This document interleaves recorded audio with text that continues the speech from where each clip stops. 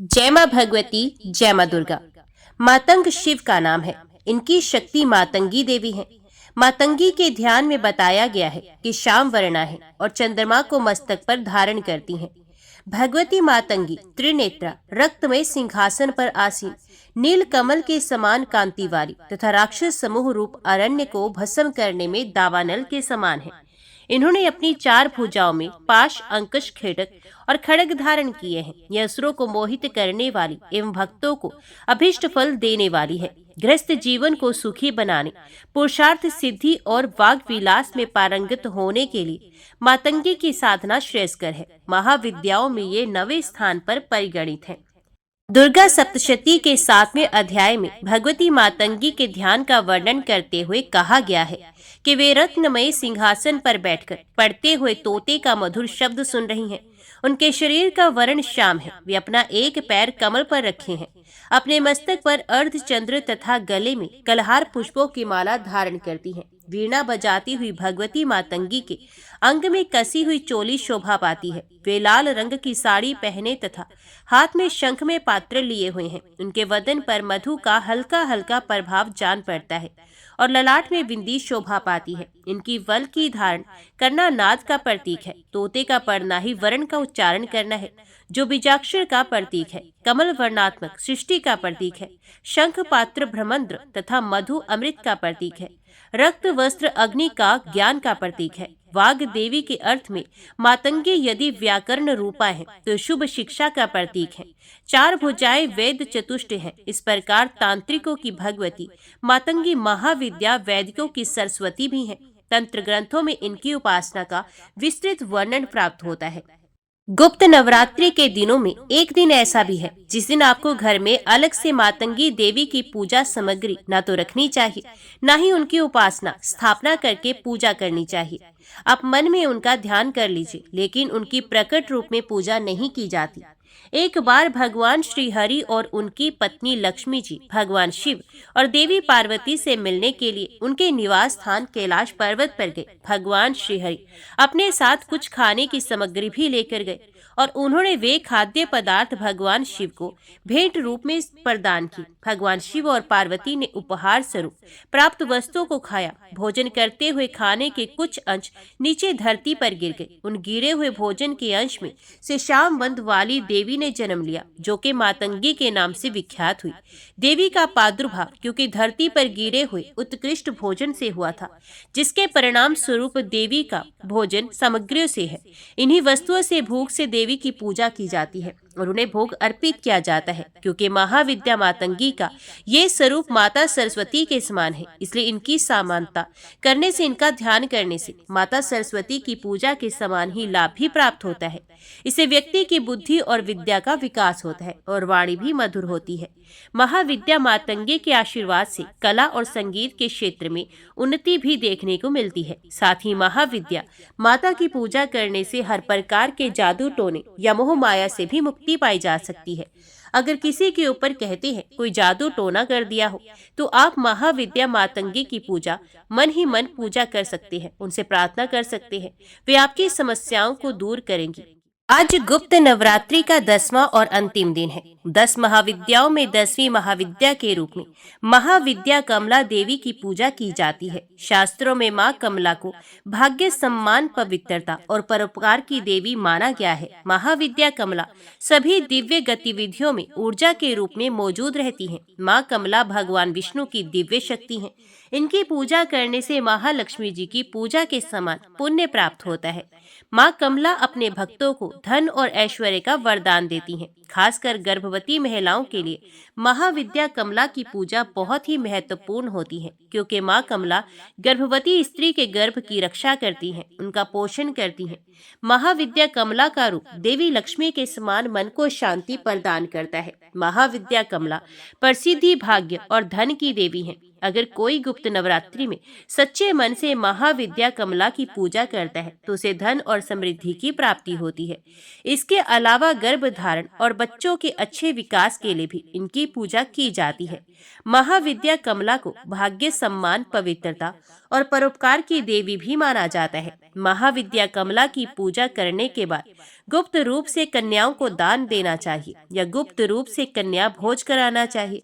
कन्याओं की उम्र 9 से कम वर्ष की होनी चाहिए। महाविद्या कमला की पूजा करने के लिए सुबह स्नान आदि से निवृत्त होने के बाद एक लकड़ी की चौकी के ऊपर लाल वस्त्र बिछाकर उसके ऊपर तांबे की प्लेट में एक कमल का गुलाब का पुष्प रखें और पुष्प के बीच में सिद्ध प्राण प्रतिष्ठा युक्त कमला यंत्र की स्थापना करें। कमला यंत्र के दाईं ओर भगवान शिव और अपने गुरु जी की फोटो की स्थापना करें। कमला यंत्र के समक्ष शुद्ध घी का दीपक प्रज्वलित करें और विधि पूर्वक यंत्र का पूजन करें और मंत्र का जाप करें।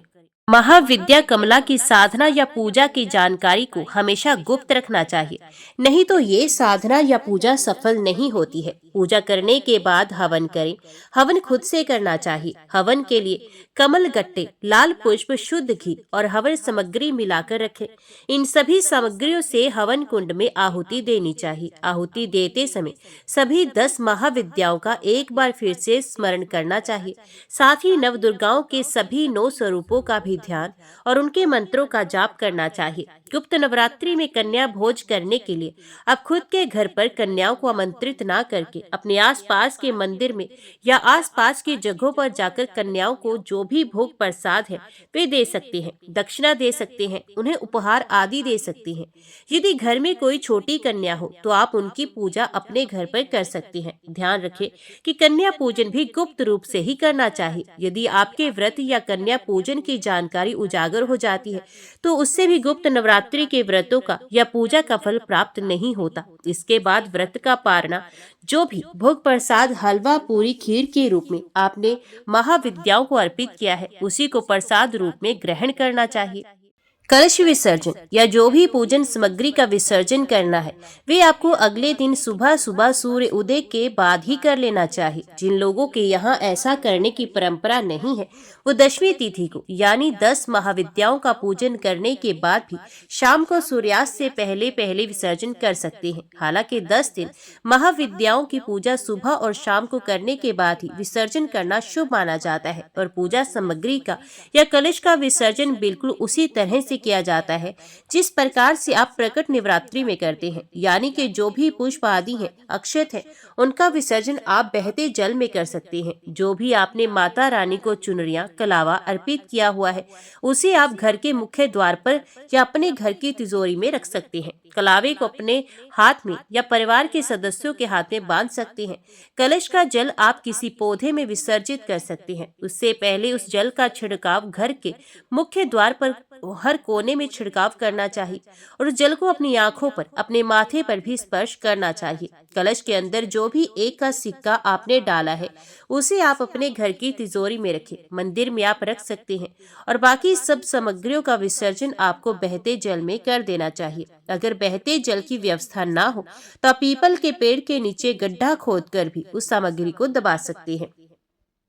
माता की चौकी हटाने से पहले या विसर्जन करने से पहले आप महाविद्याओं का या माँ भगवती का श्रृंगार करें। जो सुहागन महिलाओं का है उन्हें पूरा श्रृंगार करना चाहिए। देवी को कुमकुम, हल्दी, अक्षत, सिंदूर आदि अर्पित करें और माँ की पूजा में दान का अधिक महत्व होता है। इस दिन भक्त अपनी क्षमता के अनुसार दान करते हैं तो दान आप अन्न, धन, वस्त्र का कर सकते हैं। और जो सुहागन महिलाएं होती हैं उन्हें इस दिन सुहाग की सामग्री का भी दान करना चाहिए। इस दिन माता पार्वती की भी विशेष पूजा आपको करनी चाहिए। यदि आपने मिट्टी से प्रतिमा बनाई है तो उसका विसर्जन कर दिया जाता है और अगर धातु की कोई प्रतिमा या पहले से अपने मंदिर में रखी हुई प्रतिमा का आपने स्थापना 10 दिन तक की हुई थी तो आप उन्हें वापस से मंदिर में रखकर फिर से हर दिन नियमित रूप से पूजा कर सकते हैं। और अगर 10वें दिन पीरियड्स के कारण आप विसर्जन या कन्या पूजन नहीं कर पाते हैं तो जो आने वाली पूर्णिमा है उस दिन भी आप गुप्त रूप से कन्याओं को दान या कन्या भोज करा सकते हैं या फिर आप अपने घर में रखी हुई प्रतिमा या कलश का विसर्जन भी पूर्णिमा के दिन कर सकती हैं, जो कि माघ पूर्णिमा होती है। जब भी 10वें दिन या जो भी नवरात्रि का अंतिम दिन होता है, उस दिन जो माताएं बहनें खुद से पूजा करने में समर्थ नहीं होती, उन्हें आने वाली पूर्णिमा के दिन ही विसर्जन या कन्या पूजन करना चाहिए। सबसे अंतिम दिन सच्चे मन से हाथ जोड़कर माँ भगवती के सभी 9 स्वरूपों और 10 महाविद्याओं को प्रणाम कर सच्चे मन से अपने द्वारा रखे गए व्रतों में हुई गलती के लिए, पूजा पाठ में हुई गलती के लिए क्षमा याचना जरूर करनी चाहिए। जो भी भूल चूक आपसे हो गई हो, उसके लिए यदि सच्चे मन से प्रार्थना की जाती है तो उस गलती का कोई दोष नहीं लगता। इसके अलावा यदि इन 10 दिनों में आप कोई विशेष पूजा करना भूल गए हो, कोई विशेष भोग माँ को अर्पित करना भूल गए हो, तो 10वें दिन में आप विसर्जन करने से पहले आप उस भोग को माता रानी को अर्पित कर सकते हैं। कोई खास उपाय यदि आपको बताया गया हो तो वो भी आप 10वें दिन कर सकते हैं। इस प्रकार से गुप्त नवरात्रि की पूजा की जाती है, व्रत पूर्ण किए जाते हैं। इस बात का ध्यान रखना चाहिए कि गुप्त नवरात्रि में जितना गुप्त रहकर पूजा साधना या व्रत रखा जाए या गुप्त दान किया जाए, वो जरूर फलित होता है। जय माँ भगवती, जय माँ दुर्गा। अभी सुनिए श्रीमद् देवी भागवत महापुराण की अंतिम दिन की कथा। राजा बोले, हे भगवान, अब मुझे उन देवी की आराधना विधि भलीभांति बताइए, साथ ही पूजा विधि, हवन की विधि और मंत्र भी बताइए। ऋषि बोले, हे राजन सुनिए, मैं उनके पूजन की शुभ विधि बताता हूँ, जो मनुष्य को काम, मोक्ष और ज्ञान को देने वाली तथा उनके दुखों का नाश करने वाली है। मनुष्य को सर्वप्रथम विधि पूर्वक स्नान करके पवित्र हो श्वेत वस्त्र धारण कर लेना चाहिए। तत्पश्चात वे सावधानी पूर्वक आचमन करके पूजा स्थान को शुद्ध करने के बाद लिपी हुई भूमि पर उत्तम आसन बिछाकर उस पर बैठ जाए और प्रसन्न होकर विधि पूर्वक 3 बार आचमन करे। अपनी शक्ति के अनुसार पूजा द्रव्य को सुव्यवस्थित ढंग से रखकर प्राणायाम कर ले। उसके बाद भूत शुद्धि करके और पुण्य मंत्र पढ़कर समस्त पूजन सामग्री का प्रोक्षण करके देवी मूर्ति की प्राण प्रतिष्ठा करनी चाहिए। तत्पश्चात देश काल का उच्चारण कर विधि पूर्वक न्यास करना चाहिए।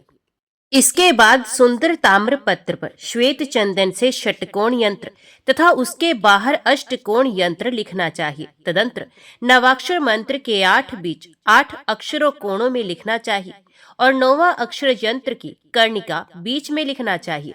तदंतर वेद में बताई गई विधि से यंत्र की प्रतिष्ठा करके अथवा हे राजन भगवती की धातुमयी प्रतिमा बनाकर शिव तंत्रोक्त पूजा मंत्रों से प्रयत्न पूर्वक पूजन करना चाहिए, अथवा सावधान होकर आगम शास्त्र में बताई गई विधि से विधान पूर्वक पूजन करके ध्यान पूर्वक नवाक्षर मंत्र का सतत जप करना चाहिए। जप का दशांश होम करना चाहिए, होम का दशांश तर्पण करना चाहिए और तर्पण का दशांश ब्राह्मण भोजन कराना चाहिए। प्रतिदिन तीनों चरित्रों, प्रथम चरित्र, मध्यम चरित्र तथा उत्तम चरित्र का पाठ करना चाहिए। इसके बाद विसर्जन करना चाहिए। हे राजन, कल्याण चाहने वालों को अश्विन और चैत्र माह के शुक्ल पक्ष में विधि पूर्वक नवरात्र व्रत करना चाहिए। इन नवरात्रों में उपवास भी करना चाहिए। अनुष्ठान में जपे गए मंत्रों के द्वारा शर्करा, घी और मधु मिश्रित पवित्र खीर से विस्तार पूर्वक हवन करना चाहिए, अथवा उत्तम बिल पत्रों, लाल कनेल के पुष्पों अथवा शर्करा मिश्रित तिलों से हवन करना चाहिए। अष्टमी, नवमी एवं चतुर्दशी को विशेष रूप से देवी पूजन करना चाहिए और इस अवसर पर ब्राह्मण भोजन भी कराना चाहिए। ऐसा करने से निर्धन को धन की प्राप्ति होती है, रोगी रोग मुक्त हो जाता है, पुत्रहीन व्यक्ति सुंदर और आज्ञाकारी पुत्र को प्राप्त करता है और राज्यच्युत राजा को सार्वभौम राज्य प्राप्त हो जाता है। देवी महामाया की कृपा से शत्रु से पीड़ित मनुष्य अपने शत्रु का नाश कर देता है। जो विद्यार्थी अपने इंद्रियों को वश में करके इस पूजन को करता है, वे शीघ्र ही पुण्य में उत्तम विद्या प्राप्त कर लेता है, इसमें कोई संदेह नहीं।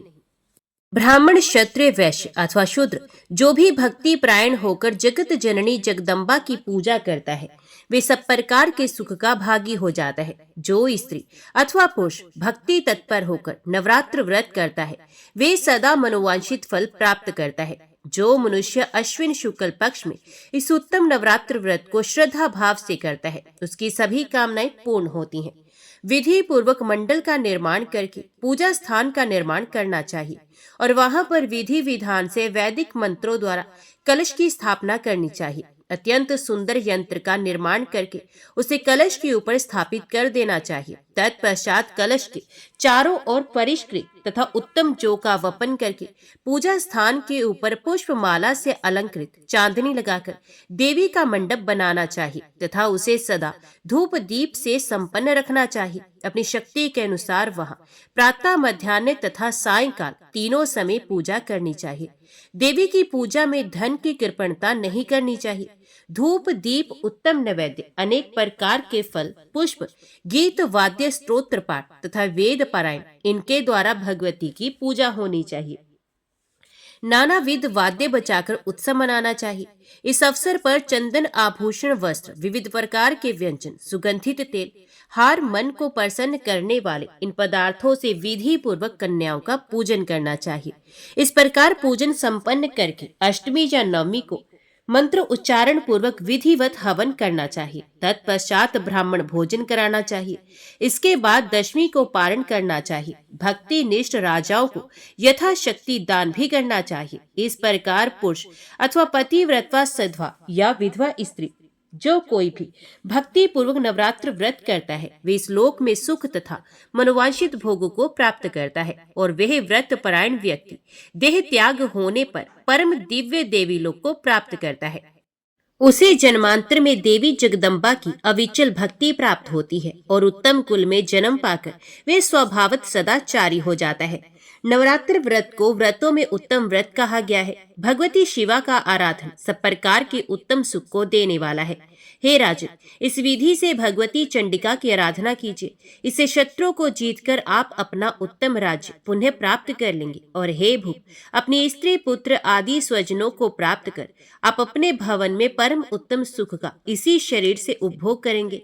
इसमें कोई संदेह नहीं। हे वैश्य श्रेष्ठ, आप भी आज से समस्त कामनाओं को देने वाली सृष्टि और संहार के कारण भूता विश्वेश्वरी देवी महामाया की आराधना कीजिए।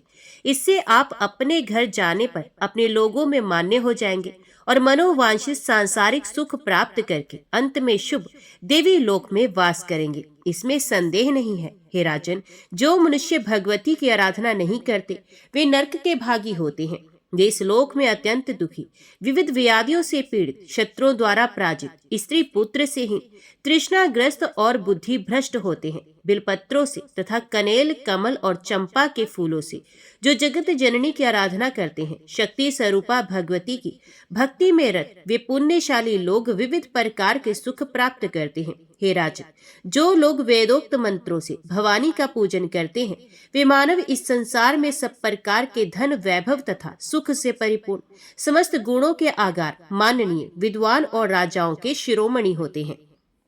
व्यास जी बोले, उनका ये वचन सुनकर दुखित हृदय वाले वैश्य और राजा ने प्रसन्नता पूर्वक विनम्र भाव से मुनि के चरणों में प्रणाम किया। भक्ति परायण चित्त वाले, शांत स्वभाव वाले तथा हर्ष के कारण खिले हुए नेत्रों वाले वे दोनों वाक्य विशारद राजा और वैश्य हाथ जोड़कर कहने लगे, हे भगवान, हम दोनों दुखी जनों को आपकी सुक्ति रूपिणी वाणी ने उसी प्रकार शांत तथा पवित्र कर दिया जैसे गंगा ने राजा भगीरथ को कर दिया था। सज्जन लोग परोपकार परायण, स्वाभाविक रूप से गुणों के भंडार और सभी प्राणियों को सुख देने वाले होते हैं। पूर्व जन्मों के पुण्य के कारण ही महान दुख का नाश करने वाले आपके इस शुभ आश्रम में हम दोनों का आना हुआ। पृथ्वी पर बहुत से स्वार्थी मनुष्य होते हैं, परंतु दूसरों के हित साधन में कुशल आप जैसे कुछ ही लोग कहीं कहीं मिलते हैं। हे मुनिश्रेष्ठ, मैं दुखी हूँ और ये वैश्य अत्यंत दुखी है। हम दोनों इस संसार से पीड़ित हैं। हे विद्वान, आपके इस आश्रम में आकर प्रसन्नता पूर्वक आपके दर्शन और उपदेश श्रवण से हमारा शारीरिक तथा मानसिक कलेश दूर हो गया है। हे ब्राह्मण, आपकी अमृत में वाणी के रस से हम दोनों धन्य और कृत्य हो गए। हे करुणा सागर, आपने अपनी कृपा से हम दोनों को पवित्र कर दिया। हे साधु, हम दोनों थककर इस संसार रूपी महासागर में डूब रहे हैं। ये जानकर अब आप हम दोनों का हाथ पकड़िए और मंत्र दान देकर भव सागर से पार कर दीजिए। अब अत्यंत कठोर तपस्या करके हम दोनों सुख प्रदान करने वाली जगदम्बा का आराधन करके उनका दर्शन प्राप्त कर अपने अपने घरों को वापस जाएंगे। आपके मुख से देवी का नवाक्षर मंत्र ग्रहण करके हम दोनों निराहार रहकर व्रत करेंगे और उस मंत्र का जप करेंगे। व्यास जी बोले, इस प्रकार उन दोनों के आग्रह करने पर मुनि श्रेष्ठ सुमेधा ने उन्हें ध्यान बीज सहित देवी का मंगलकारी नवाक्षर मंत्र प्रदान किया। वे दोनों वैश्य और राजा मुनि से मंत्र और उसके ऋषि छंद देवता का ज्ञान प्राप्त करके तथा उनसे आज्ञा लेकर नदी के अति उत्तम तट पर चले गए। अत्यंत कृशकाय वे दोनों एकांत में निर्जन स्थान पर आसन लगाकर स्थिर चित्त होकर बैठ गए। उन दोनों ने शांत चित्त तथा ध्यान परायण होकर मंत्र जप और भगवती के तीनों चरित्रों का पाठ करते हुए 1 मास का समय व्यतीत कर दिया। उनके 1 मास के व्रत से ही उनमें भगवती भवानी के चरण कमल में उत्तम प्रीति उत्पन्न हो गई और उनकी बुद्धि स्थिर हो गई। वे दोनों नित्य जाकर एक बार महात्मा सुमेधा मुनि के चरणों में प्रणाम करते थे और वहां से लौटकर फिर अपने कुशासन पर बैठ जाते थे। ये दोनों अन्य कोई भी कार्य नहीं करते थे और सदैव देवी के ध्यान में तथा मंत्र जप में संलग्न रहते थे। हे राजन, इस प्रकार 1 वर्ष पूर्ण होने पर वे फलाहार का त्याग करके पत्ते के आहार पर रहने लगे। हे राजन, उन दोनों वैश्य और राजा ने 1 वर्ष तक सूखे पत्ते खाकर इंद्रियों को वश में करके जप और ध्यान में रत रहते हुए तप किया। इस प्रकार 2 वर्ष व्यतीत होने पर उन दोनों को किसी समय स्वप्न में भगवती का मनोहारी दर्शन प्राप्त हुआ। राजा ने स्वप्न में देवी जगदम्बिका को लाल वस्त्र धारण किए हुए तथा सुंदर आभूषणों से अलंकृत देखा। स्वप्न में देवी का दर्शन प्राप्त कर दोनों प्रेम भाव से परिपूर्ण हो गए। अब वे दोनों तीसरे वर्ष में मात्र जल के आहार पर रहने लगे। इस प्रकार 3 वर्ष तक तपस्या करने के पश्चात वे दोनों राजा और वैश्य मन में देवी के साक्षात दर्शन की लालसा से चिंतित हो उठे। अत्यंत दुखी तथा व्याकुल होकर उन दोनों ने निश्चय किया कि मनुष्यों को शांति प्रदान करने वाली देवी का प्रत्यक्ष दर्शन नहीं प्राप्त हुआ, अतः अब हम शरीर का त्याग कर देंगे। ऐसा मन में विचार कर राजा ने 1 हाथ प्रमाण का त्रिभुजाकार सुंदर तथा सुस्थिर अग्नि कुंड बनाया। उसमें अग्नि की स्थापना करके राजा अपना मांस काट काट कर बार बार हवन करने लगे। साथ ही अत्यंत भक्तिमान वह वैश्य भी प्रदीप्त अग्नि में अपना मांस डालने लगा।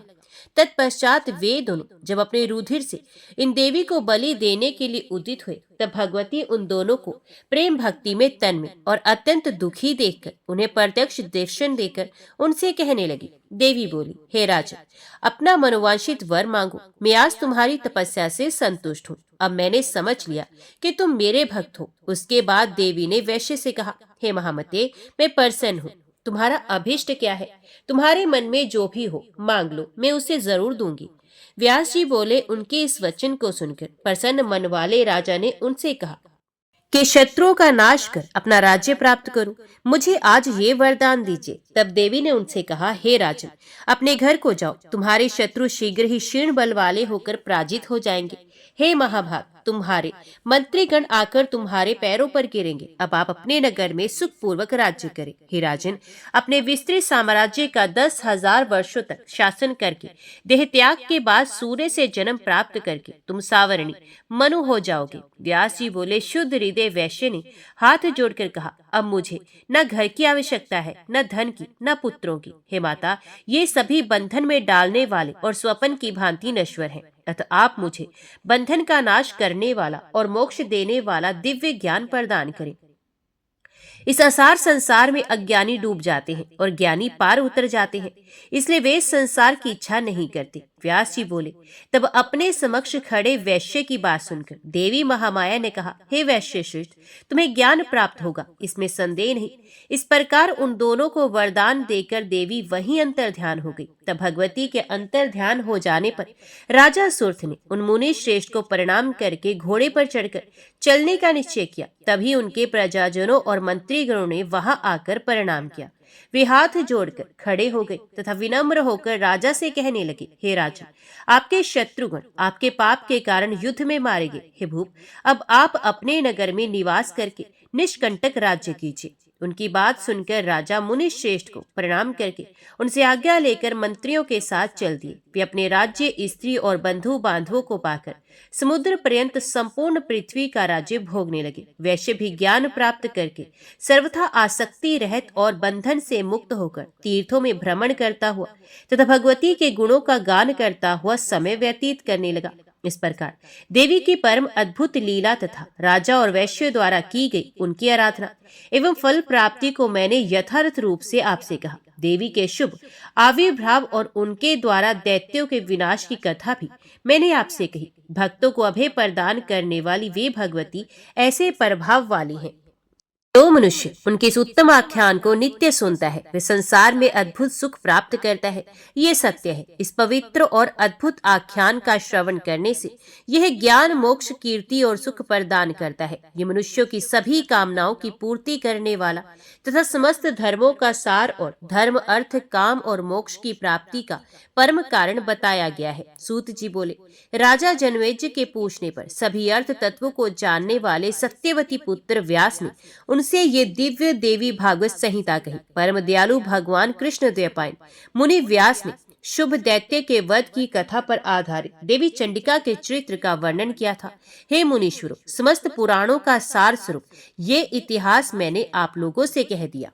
अभी सुनिए देवी भागवत पुराण का अध्याय भगवती के द्वारा देवी तीर्थों, व्रतों तथा उत्सवों का वर्णन।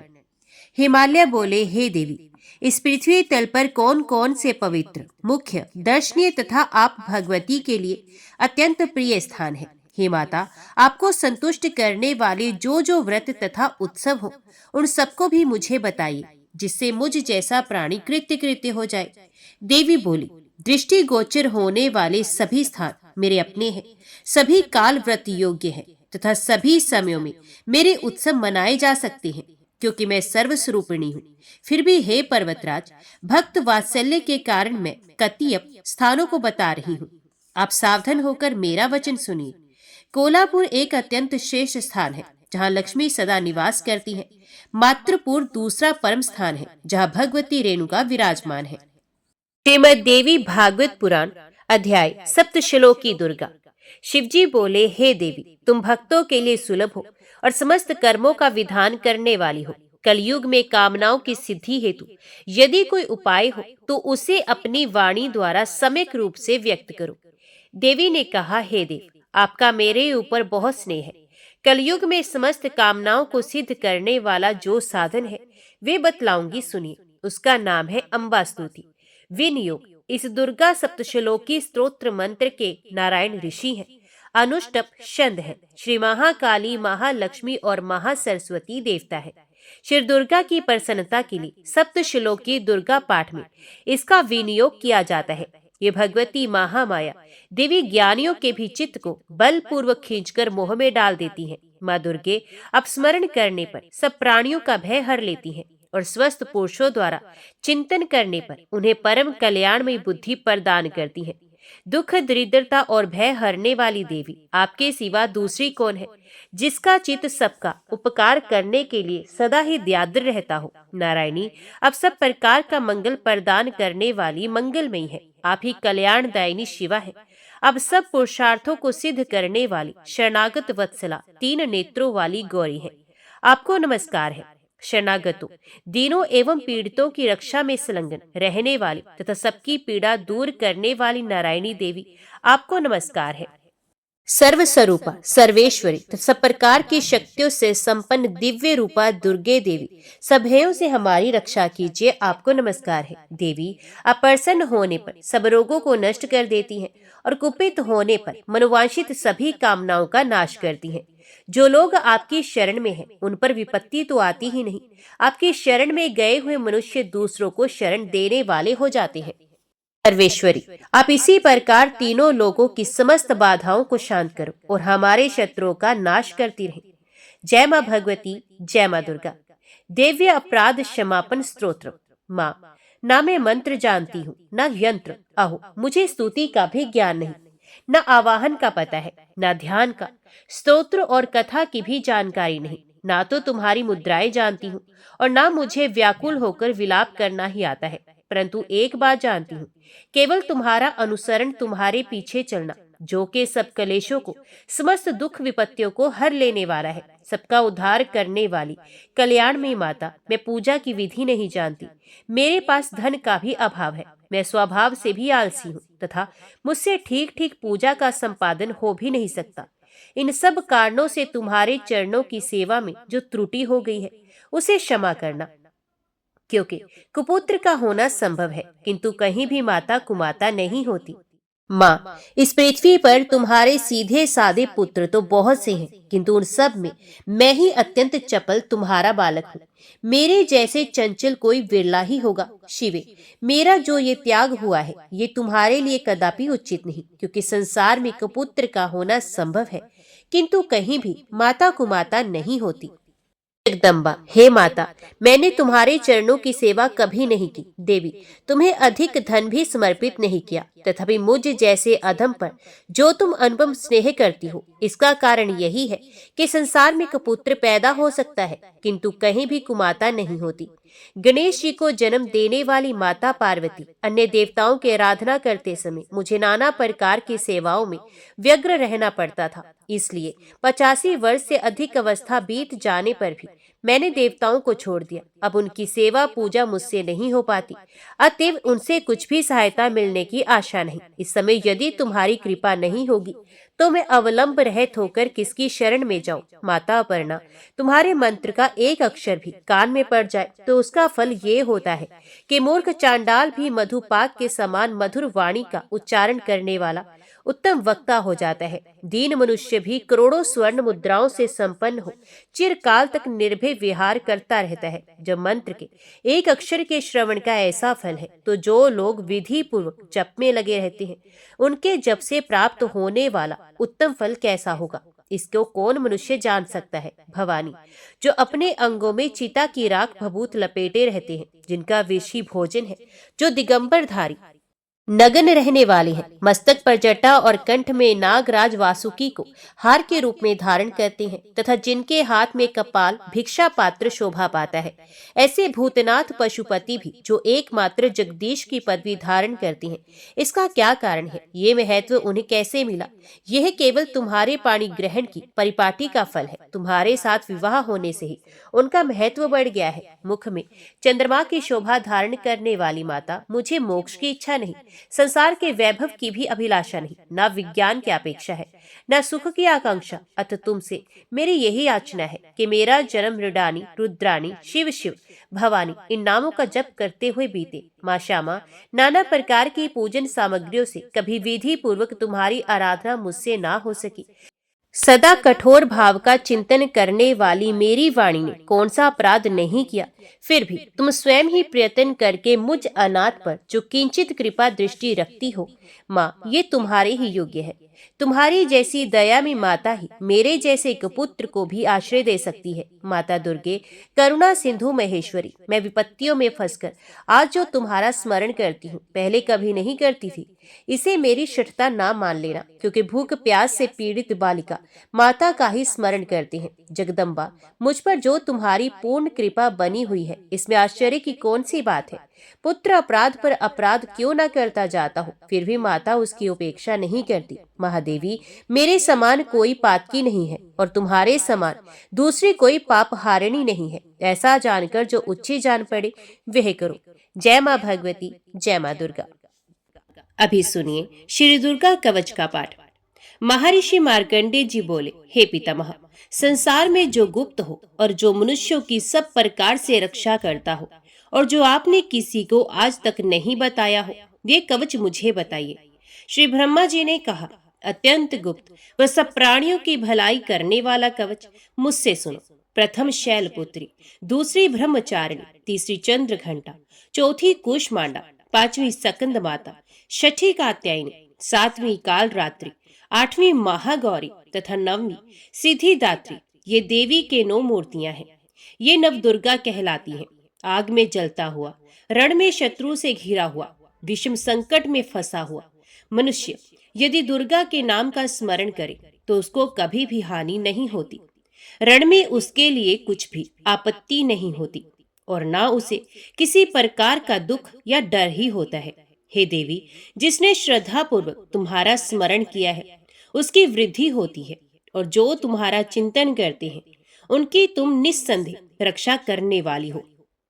चामुंडा प्रेत पर, वाराही भैंसे पर, रुद्री हाथी पर, वैष्णवी गरुड़ पर अपना आसन जमाती हैं।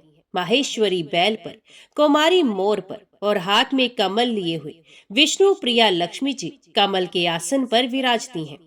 बैल पर बैठी हुई ईश्वरी देवी ने श्वेत रूप धारण कर रखा है और सब प्रकार के आभूषणों से विभूषित ब्राह्मी देवी हंस पर बैठती हैं। और इस प्रकार ये सब देवियां सब प्रकार के योगों से युक्त और अनेक प्रकार के रत्न धारण करती हैं।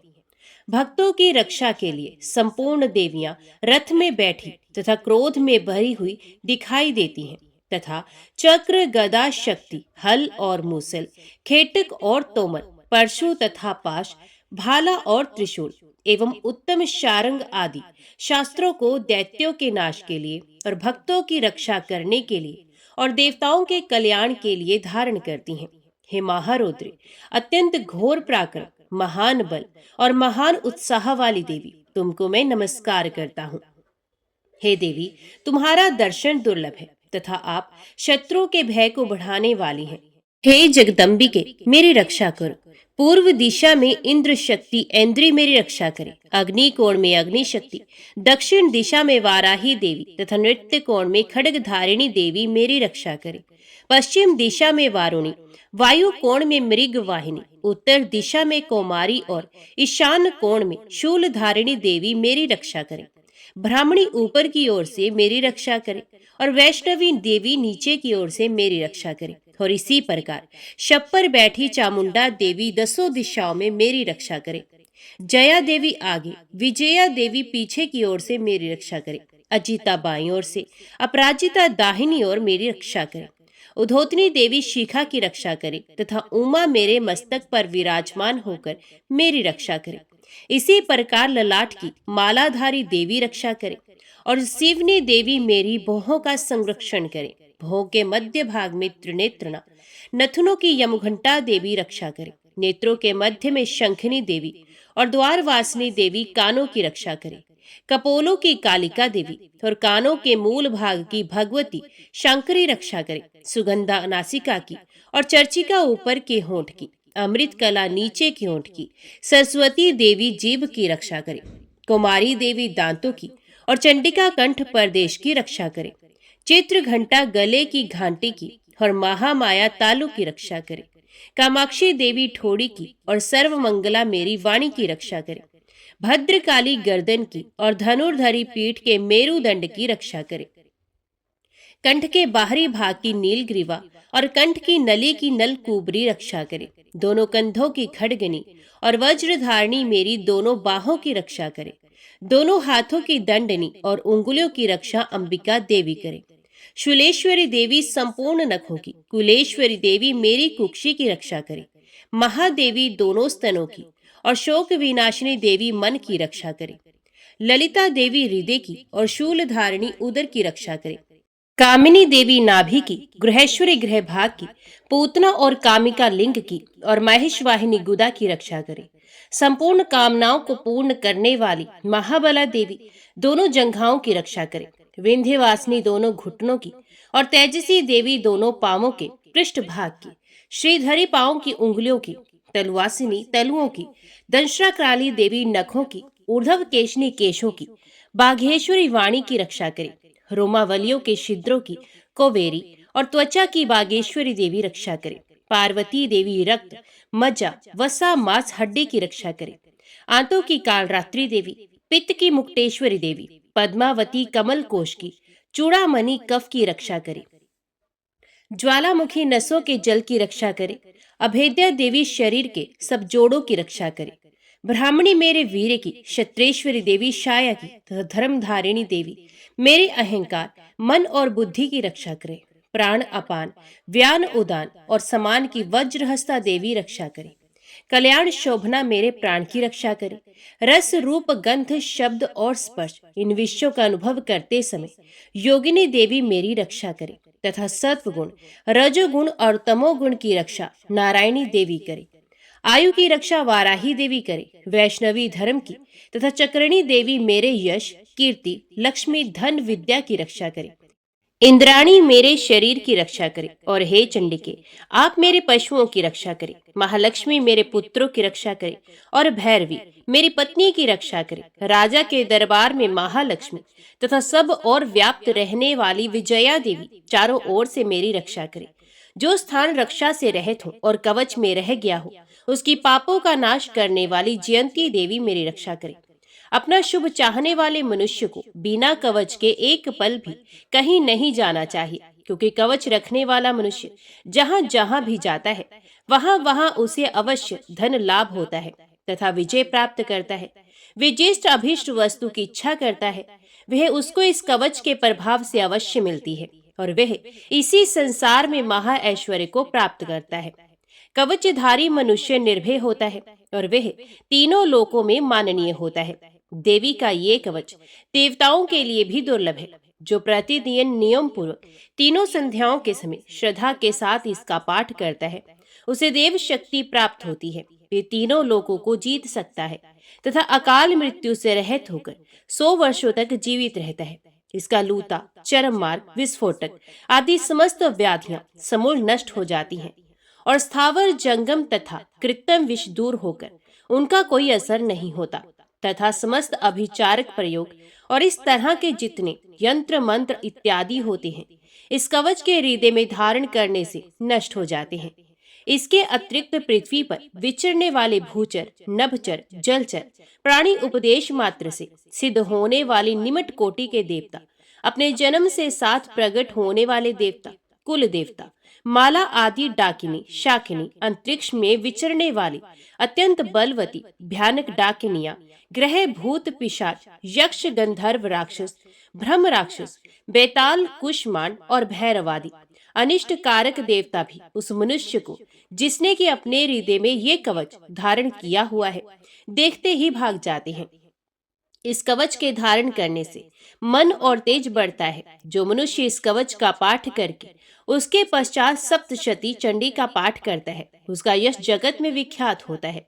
और जब तक वन, पर्वत और कानन आदि इस भूमंडल पर है, तब तक यहाँ पुत्र, पौत्र आदि संतान परंपरा बनी रहती है।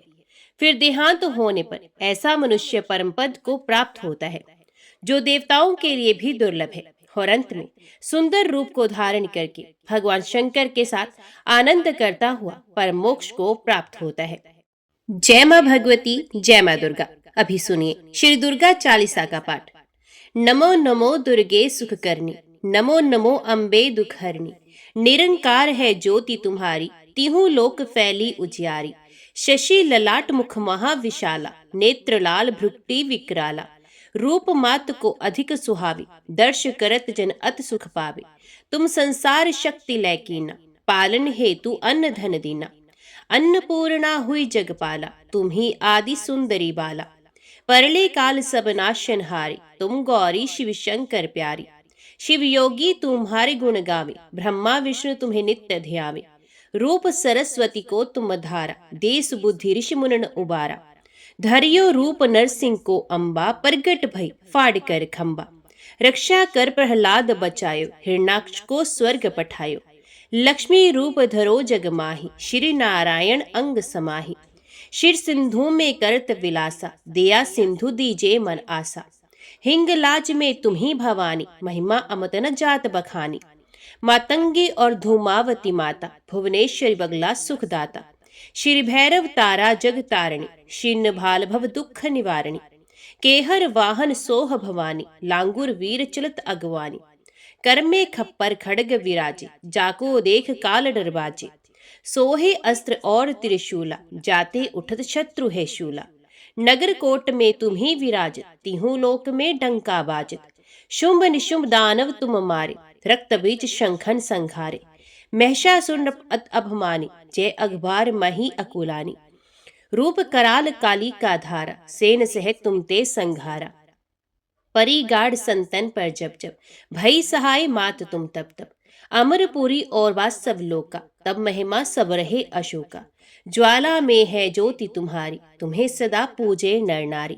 प्रेम भक्ति से जो यश गावे, दुख दारिद्र निकट नहीं आवे। ध्यावे तुम्हें जो नर मन लाई, जन्म मरण ताको छुट जाए। जोगी सुरमुन कहत पुकारी, योग न हो बिन शक्ति तुम्हारी। शंकर आचार स्तप कीनो, कामर क्रोध जीत सब लीनो। निश्चिंत ध्यान धरो शंकर को, काहू काल नहीं सुमिरो तुमको।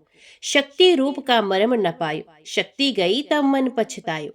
शरणागत हुई कीर्ति बखानी, जय जय जय जगदम्बा भवानी। भई प्रसन्न आद जगदम्बा, तिस शक्ति नहीं कीन विलंबा।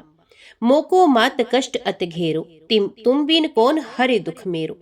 रिपु मूर्ख मोह अत डर पावे, शत्रु नाश कीजे महारानी। सुमिरो इक चित तुम्हें भवानी। करो कृपा हे मात दयाला, रिद्धि सिद्धि दे करो निहाला। जब लग ज्यों दया फल पाऊं, तुम्हारो यश में सदा सुनाऊं। दुर्गा चालीसा जो कोई गावे, सब सुख भोग परम पद पावे। देवी दास शरण निज जानी, करहो कृपा जगदम्ब भवानी। जय माँ भगवती, जय माँ दुर्गा। आज के वीडियो में इतना ही। उम्मीद करती हूँ वीडियो आपको पसंद आई होगी। वीडियो पसंद आई हो तो वीडियो को लाइक और चैनल को सब्सक्राइब जरूर कीजिएगा। जय माता दी लिखकर कमेंट बॉक्स में अपनी हाजिरी और अपने सुझाव देना ना भूलेगा। तो मिलते हैं अगली कथा अगली वीडियो के साथ। तब तक के लिए देखते व सुनते रहिए। जय माँ कंचन, जय माता दी।